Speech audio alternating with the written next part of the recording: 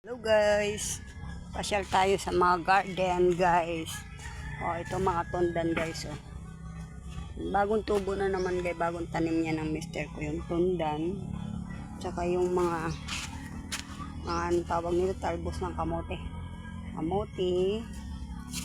Yan mga tanim ng mister ko yan guys. Tsaka namumunga na pala namumunga. Maliit lang na buhay guys dahil nadaanan ng bagyo. Ito yung mga papaya guys na kinukunan ko dati. Matataas na guys. Kaya yung iba pinuputol lang ng mister ko. Yung iba dahil hindi na naaabot. Kaya ganyan. Ito yung sabana guys. 3 puno to. 4 pala. Nandun namumunga mo. Kaso ngayon walang bunga yung sabana. Ito yung labuyo guys. Labuyo.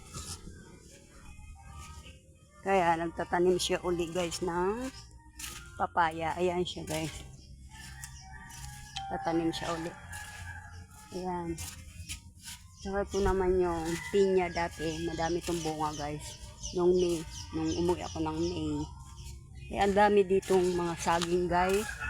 Natutumba ng bagyo. Kaya mga bagong tubo na naman to guys. Kaya ito. Pag lumaki na naman yung papaya, namumunga naman yan. Kaya ito na. Ito natutumba ang bunga yan guys. Nilulup ako kanina, hindi ko na lang pakita sa inyo dahil sobrang busy ako guys. Ito yon. Yan.